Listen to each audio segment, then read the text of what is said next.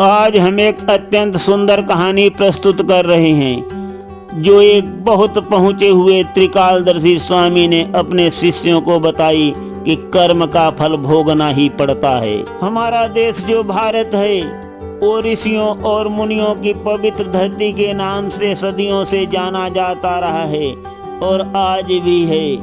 पूरा संसार मानता है भारत महान है। हमारे भारत में एक से एक त्रिकालदर्शी स्वामी और बड़े बड़े संत उत्पन्न हुए हैं जो ईश्वर के मन की बात को भी जान लेते थे और जनमानस के कल्याण के लिए भविष्यवाणी में बता देते थे। तो साथियों, अब हम बताते हैं एक बहुत बड़े त्रिकालदर्शी स्वामी की कहानी। सुनिए एक महान तपस्वी त्रिकालदर्शी स्वामी की कहानी जो बहुत बड़े आश्रम में रहते थे और उनके बहुत से शिष्य भी थे जो भिक्षा मांग कर लाते थे। उसी से आश्रम का सारा खर्चा चलता था। शिष्यगण स्वामी जी की सेवा और बहुत आदर सत्कार करते थे। स्वामी जी उनके हर प्रश्न की शंका समाधान कर देते थे। जो भी उनके मन में आता था जब चाहते थे गुरु जी से पूछ लेते थे तो स्वामी जी सत्य सत्य बता देते थे। एक दिन क्या हुआ, शिष्यगण बनारस को जाते हैं भिक्षा मांगने जो भोलेनाथ जी की नगरी है। वहाँ पर एक ज्योतिषी का घर होता है। वहाँ दरवाजा खटखटाते हैं। सोचते हैं कि यहाँ पानी तो मिल ही जाएगा, हो सकता भोजन की व्यवस्था भी हो जाए। तो यही उनके मन में विचार आया, किंतु ऐसा नहीं हुआ साथियों। महाराजिन घर से बाहर निकलती हैं बहुत चिल्लाती हुई, बहुत डांटती हैं शिष्यों को, बहुत डांटती हैं और अपशब्द भी कहती हैं। शिष्यगण उनकी बातों को सुनकर चकित रह जाते हैं और महाराजिन अभी शिष्यों को डांट ही रही थी। इतने में महाराज पंडित जी भी आ जाते हैं और कहते हैं कि ये भगवान के भक्त हैं, कम से कम इनको तो छोड़ दो।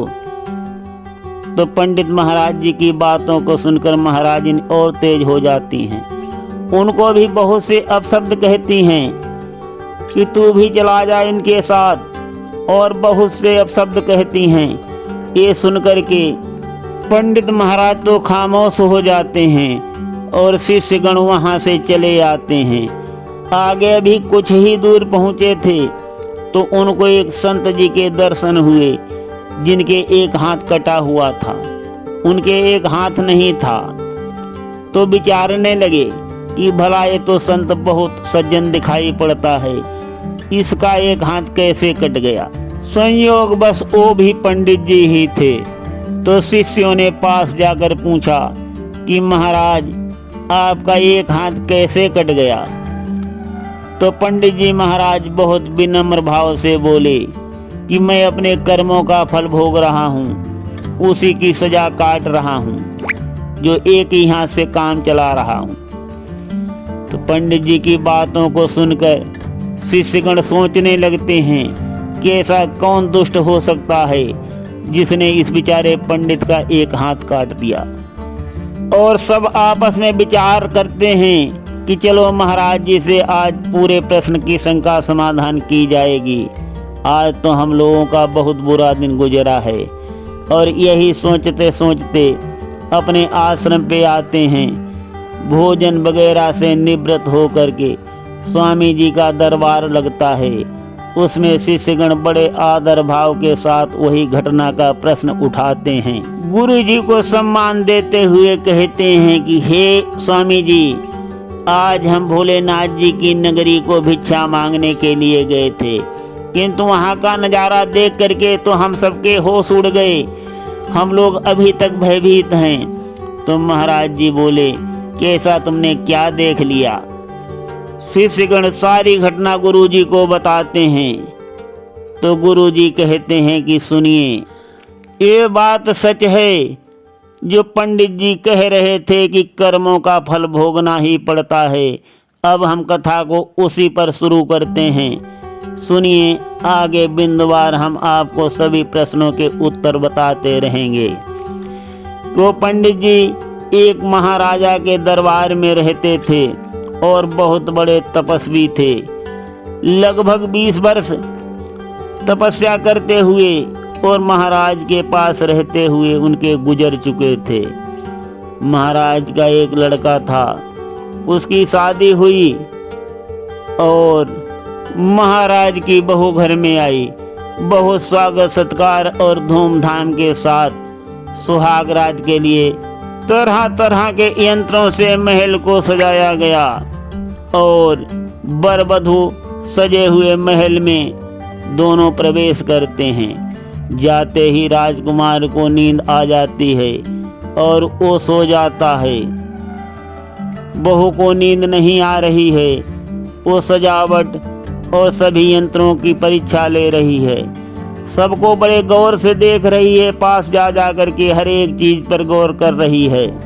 देखते देखते वो राजकुमारी की नजर राजकुमार की तलवार पर पड़ती है जो पलंग के पास ही टंगी थी। तो राजकुमारी क्या करती है, म्यान से तलवार को खींचती है, किंतु तलवार हाथ से फिसल जाती है। वो ऐसी अजूबी तलवार थी और राजकुमार की गर्दन में लग जाती है। राजकुमार का गला कट जाता है, राजकुमार मर जाता है।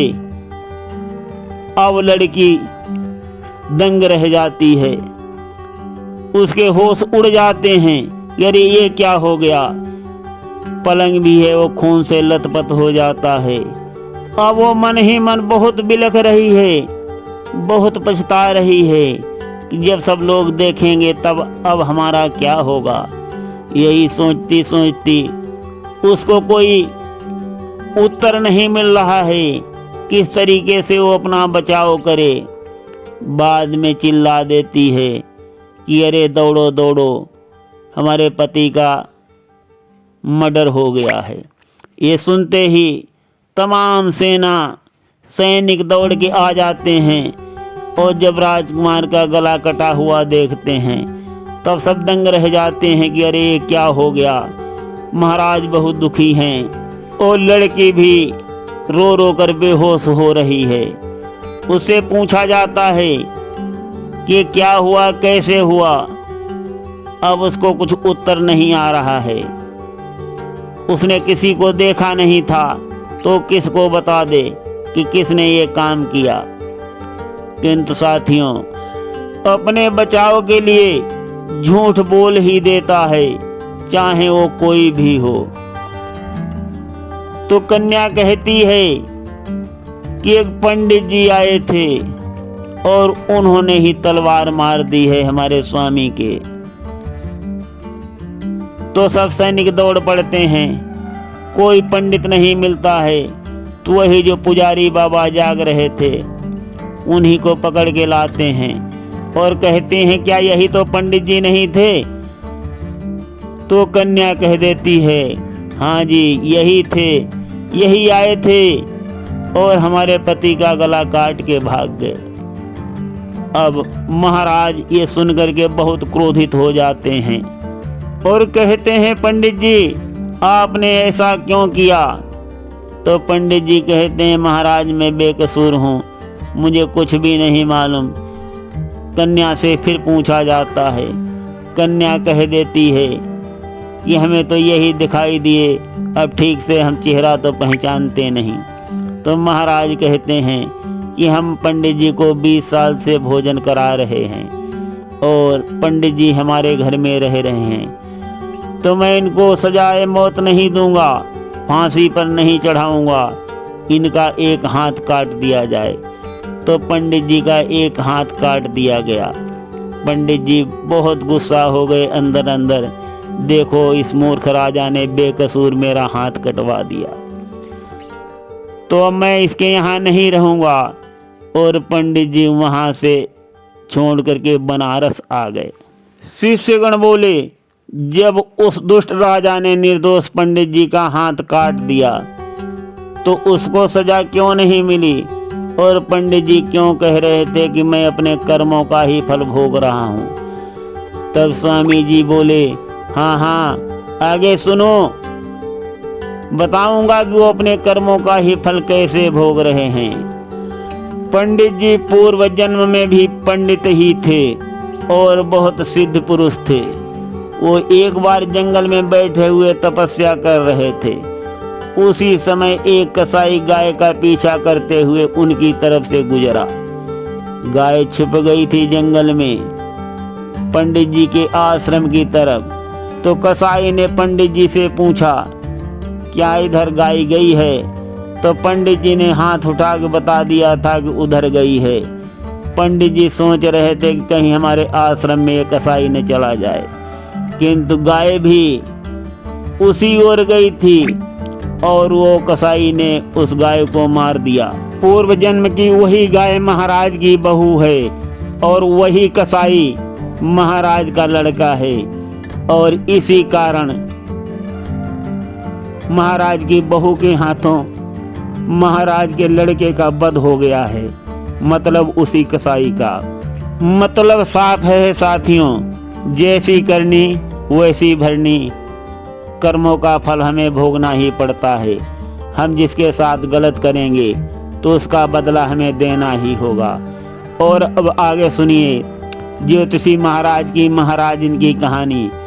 महाराजिन पूर्व जन्म में हिरनी थी और ज्योतिषी महाराज पूर्व जन्म में काग के रूप में थे और हिरनी के हृदय में घाव हो गया था।